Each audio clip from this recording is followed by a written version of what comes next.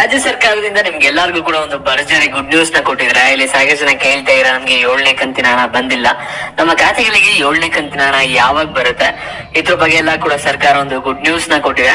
ಅದ್ರ ಬಗ್ಗೆ ನಿಮ್ಗೆ ಈ ಒಂದು ವಿಡಿಯೋದಲ್ಲಿ ತಿಳಿಸ್ಕೊಡ್ತೀನಿ. ಅದಕ್ಕಿಂತ ಮುಂಚೆ ಯಾರು ಚಾನಲ್ ಸಬ್ಸ್ಕ್ರೈಬ್ ಮಾಡ್ಕೊಂಡ್ರಲ್ಲ ಪ್ರತಿಯೊಬ್ರು ಕೂಡ ಕೆಳಗಡೆ ಸಬ್ಸ್ಕ್ರೈಬ್ ಬಟನ್ ಕ್ಲಿಕ್ ಮಾಡಿ ಸಬ್ಸ್ಕ್ರೈಬ್ ಮಾಡ್ಕೊಳ್ಳಿ. ಹಾಗೆ ಪ್ರತಿಯೊಬ್ರು ಕೂಡ ವಿಡಿಯೋ ಒಂದು ಲೈಕ್ ಕೊಟ್ಬಿಟ್ಟಾನೆ ವಿಡಿಯೋ ನೋಡಕ್ಕೆ ಸ್ಟಾರ್ಟ್ ಮಾಡಿ. ಇವಾಗ ನಿಮ್ಗೆ ವಿಡಿಯೋ ಕ್ಲಿಯರ್ ಆಗಿ ಗೊತ್ತಾಗ್ಬೇಕಂದ್ರೆ ವಿಡಿಯೋ ಮಧ್ಯ ಓಡಿಸನೆ ಕಂಪ್ಲೀಟ್ ಆಗಿ ನೋಡಕ್ಕೆ ಟ್ರೈ ಮಾಡಿ. ಇವಾಗ ನಾವು ಡೈರೆಕ್ಟ್ ಆಗಿ ವಿಡಿಯೋಗಿಂತ ಮುಂಚೆ ಒಂದು ಅಪ್ಡೇಟ್ ಇದೆ, ಏನು ಅನ್ನಭಾಗ್ಯ ಯೋಜನೆಗೆ ಸಂಬಂಧಪಟ್ಟ ಹಾಗೆ. ಏನಂದ್ರೆ ನೀವು ಅನ್ನಭಾಗ್ಯ ಯೋಜನೆ ಏನ್ ಹಣ ಅಥವಾ ಅಕ್ಕಿ ಏನ್ ಪಡ್ಕೋತಾ ಇರಲ್ಲ, ಈ ಒಂದು ಯೋಜನೆನ ಸಿದ್ದರಾಮಯ್ಯ ಅವರು ಲಾಂಚ್ ಮಾಡಿ ಇವತ್ತಿಗೆ 10 ವರ್ಷ ಕಂಪ್ಲೀಟ್ ಆಗಿದೆ. ಅದಕ್ಕೋಸ್ಕರ ನಾಳೆ ಬೆಂಗಳೂರಲ್ಲಿ ಅರಮನೆ ಮೈದಾನದಲ್ಲಿ ಬೆಳಿಗ್ಗೆ 11 ಗಂಟೆಗೆ ಕಾರ್ಯಕ್ರಮ ಕೂಡ ನಡೆಸ್ತಾ ಇದ್ದಾರೆ. ಇಂಟ್ರೆಸ್ಟ್ ಅವರು ಕೂಡ ಅಟೆಂಡ್ ಮಾಡಬಹುದಾಗಿರುತ್ತೆ. ಮತ್ತೆ ಇವಾಗ ಡೈರೆಕ್ಟ್ ಅನ್ನೋ ಒಂದು ಗೃಹಲಕ್ಷ್ಮಿ ಯೋಜನೆ ಹಣದ್ರ ಬಗ್ಗೆ ಬರೋದಾದ್ರೆ, ಇಲ್ಲಿ ನೀವು ಸಾಕಷ್ಟು ಜನ ಕಮೆಂಟ್ ಆಗ್ತಾ ಇರೋದ 7ನೇ ಕಂತಿನ ಹಣ ಬಂದಿಲ್ಲ, ನಮ್ಮ ಜಿಲ್ಲೆಗೆ ಬಂದಿಲ್ಲ, ನಮ್ಗೆ ಯಾವಾಗ ಬರುತ್ತೆ ಅನ್ನೋದೇ ಸಾಕಷ್ಟು ಜನ ಕಮೆಂಟ್ ಆಗ್ತಾ ಇರ. ಇಲ್ಲಿ ಸಾಕಷ್ಟು ಜನ ಸ್ವಲ್ಪ 7ನೇ ಕಂತಿನ ಹಣ ಯಾವಾಗ ಬರುತ್ತೆ ಅಂತ ತಲೆ ಕೆಡ್ಸ್ಕೊಬಿಟ್ಟಿದ್ರ. ನಿಮ್ಗೆಲ್ಲರಿಗೂ ಕೂಡ ಈ ಒಂದು ವಿಷಯ ಖುಷಿನೇ ಇರಬಹುದು, ಯಾಕಂದ್ರೆ ಸರ್ಕಾರದವರು ನಿಮ್ಗೆಲ್ಲರಿಗೂ ಕೂಡ ಒಂದು ಗುಡ್ ನ್ಯೂಸ್ ನ ಕೂಡ ಕೊಟ್ಟಿದ್ರ. ಅದ್ರ ಬಗ್ಗೆ ನಿಮ್ಗೆ ತಿಳಿಸ್ಕೊಡೋದಾದ್ರೆ, ಇಲ್ಲಿ ನೀವು ಗೃಹಲಕ್ಷ್ಮಿ ಯೋಜನೆ ಹಣ ನೀವೇನೇನ್ ಪಡ್ಕೋತಾ ಇರ ಪ್ರತಿ ತಿಂಗಳು ಕೂಡ 2,200 ರೂಪಾಯಿ, ಇದು ಎಲ್ಲರಿಗೂ ಕೂಡ ಕರೆಕ್ಟ್ ಆಗಿ ಬರ್ತಾರ, ನಿಮ್ಗೂ ಕೂಡ ಗೊತ್ತಿದೆ.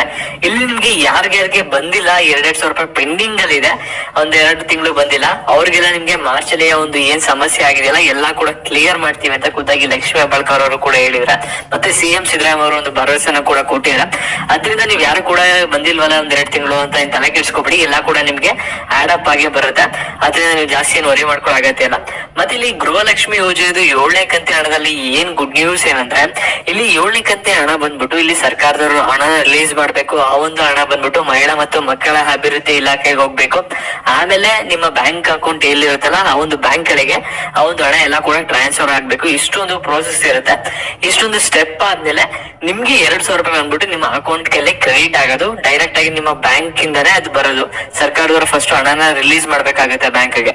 ಇವಾಗ ಸರ್ಕಾರದವರು ಫಸ್ಟ್ ಸ್ಟೆಪ್ ನ ಕಂಪ್ಲೀಟ್ ಮಾಡಿದಾರೆ. ಅಂದ್ರೆ ಸರ್ಕಾರದವರು ನಿಮ್ಗೆ 7ನೇ ಕಂತಿ ಹಣ ನಿಮ್ಗೆ ಕೊಡಕ್ಕೆ ಎಷ್ಟು ಹಣ ಬೇಕಾಗಿತ್ತಲ್ಲ 2,000 ಕೋಟಿ ಸಮಥಿಂಗ್, ಅದನ್ನ ಇವಾಗ ಆಗ್ಲೇನೆ ಮಹಿಳಾ ಮತ್ತು ಮಕ್ಕಳ ಅಭಿವೃದ್ಧಿ ಇಲಾಖೆಗೆ ಅದನ್ನ ಕೊಟ್ಟಿದ್ದಾರೆ.